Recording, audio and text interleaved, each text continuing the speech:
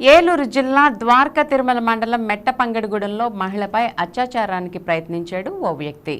ఆ మహిళ ఆ వ్యక్తిపై ఫిర్యాదు చేయడంతో పోలీసులు కేసు నమోదు చేసి దర్యాప్తు ప్రారంభించారు. మెట్టపంగడిగూడెనికి చెందిన ఓ మహిళ ఏలూరు నుంచి తన ఊరు వెళ్లేందుకు పంగిడిగూడెంలో బస్సు దిగింది.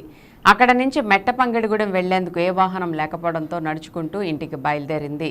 మార్గమధ్యంలో అదే గ్రామానికి చెందిన అంజీ అనే వ్యక్తి ఇంటి వద్ద దించుతానని చెప్పి బండి మీద ఎక్కించుకుని పక్కనే ఉన్న అరటి తోటలోకి తీసుకువెళ్లి తనపై అత్యాచారం చేయడానికి ప్రయత్నించాడని ఆ మహిళ ఫిర్యాదు చేసింది.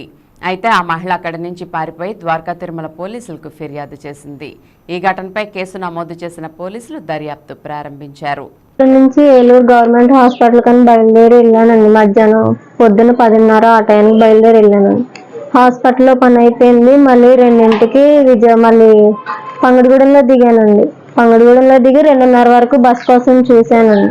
బస్ కోసం చూసిన తర్వాత బస్సు రావట్లేదని చెప్పి అరగంటగా మళ్ళీ నేను బయలుదేరి పంగడిగూడెం నుంచి మెట్టపంగడిగూడెంకి నడుచుకుంటూ వెళ్ళిపోదామని చెప్పి వచ్చానండి. వచ్చిన తర్వాత మా ఊరోళ్ళు 2-3 కనిపించారండి. సర్లే ఎందుకు అడగడం అని చెప్పి నేను అడగకుండానే వెళ్ళిపోయానండి.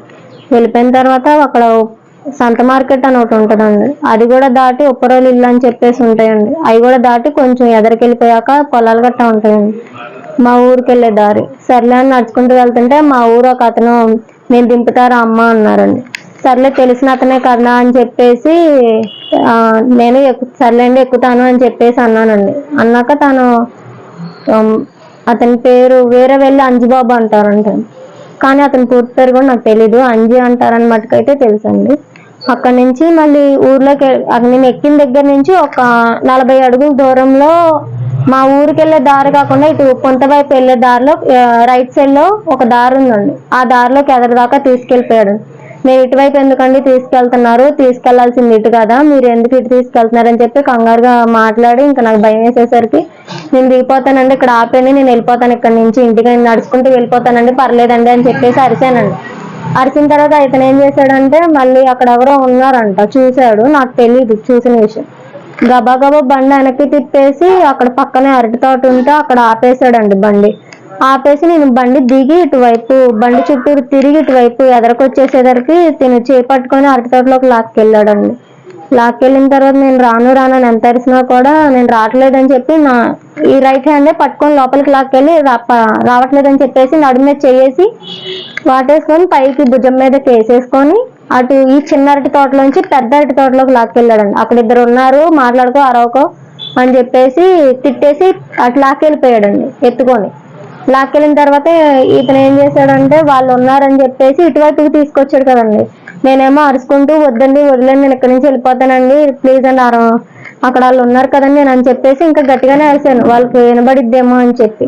ఇతను ఏం చేశాడంటే ఈలోపు నాకు మా తోటికోళ్ళు ఫోన్ చేసిందండి. ఫోన్ చేయగానే ఇలాగా ఇతను ఎవరో అంజీ అంటారు కదా అతను నన్ను చేలోకి లాక్కొచ్చాడని పరిగెట్టుకుంటూ చీరొకటి ఊడిపోయిందండి. అప్పటికే తను పట్టుకొని లాగేశాడు. లాగేసేసరికి అతను ప్యాంట్ ఏదో సరి చేసుకోబోతుంటే నాకు భయం వేసి అతను పరిగెత్తుకుంటూ ఫోన్ తీసుకున్నది వచ్చేసానండి. అటు ఎదురుగుండా ఎవరో 2 ఉన్నారని చెప్పాడు కదండి, మాకు అక్కడ 2 ఉన్నారన్నారు కదండి. ఇంక నేనేం చేశానంటే నన్ను తీసుకొచ్చిన వైపే స్ట్రైట్ గా లెఫ్ట్ సైడ్ లో పరిగెత్తుకుంటూ ఎదరికి వెళ్ళిపోయానండి. ఎదరికి వెళ్ళిపోతే అక్కడ 2 ఉన్నారండి పంగడిగూడి పోళ్ళు. నాకైతే తెలియదు, వాళ్ళు ఎప్పుడో ఒకసారి వాళ్ళ చేలో పనికెళ్ళాను అదైతే తెలుసు. అతను చూసి గుర్తుపట్టి ఏంటమ్మా ఇక్కడ ఉన్నామంటే గుర్తుపట్టారని మీ చేలో నేను పనికి వచ్చాను కదా, అతను ఎవరో మా ఊరు అతను ఊర్లో దింపుతానని చెప్పి ఇటు తీసుకొచ్చి అరటి తోటలోకి లాక్కెళ్ళాడండి, నన్ను కొంచెం చూడండి అని చెప్పంటే అక్కడ ఇంతలో అతను తెలిసిన వాళ్ళు ఎవరో ఒక కుర్రోడు కూడా వచ్చాడండి. వచ్చిన తర్వాత ఇలా ముగ్గురు మాట్లాడుకుంటూ ఆ బండి పోనీ మాకండి అక్కడే ఉంచండి అని చెప్పంటే ఆ పెద్దోళ్ళు 2 నాకు కొంచెం హెల్త్ ప్రాబ్లం అయితే టెన్షన్ ఎక్కువైపోయేసరికి కాళ్ళు చేతులు వంకర్లు పోతాయి. అందుకని చెప్పి ఇతను ఏం చేశాడంటే దింపేమన్నారని చెప్పి నన్ను తీసుకెళ్లి ఇంకా ఇంటి దగ్గర పంగడిగూడి పోల్లో ఒక అతను దింపాడండి. దింపాక ఇంకా బండి దగ్గర మా ఊళ్ళో ఉన్నారు, అతను మటుకు పారిపోయాడండి. ఆ అరటి తోటలో నుంచి అక్కడ పామాయిల తోట ఒకటి ఉందండి, అందులో పారిపోయాడు. మేము చూసాము, చూసి బండి వెనక్కి తిప్పేలోపే మళ్ళీ ఎటు వెళ్ళిపోయాడు నన్ను తీసుకెళ్లేటప్పుడు. ఇంకా నన్ను దింపేసాక రావచ్చు అని చెప్పేసి ఇంకా వాళ్ళు వచ్చారండి. అతను పారిపోవడం అయితే నేను చూసినప్పుడు అరటి తోటలోంచి పామాయిల తోటలోకి పారిపోయాడండి.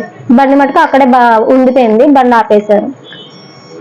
ఈ విషయం మేము పోలీసుల గారికి తెలియజేశామండి. తెలియజేస్తే అతను అదే స్పాట్ కు వచ్చి అక్కడ జరిగింది ఆ బండి మొత్తం పూర్తిగా చూశారండి.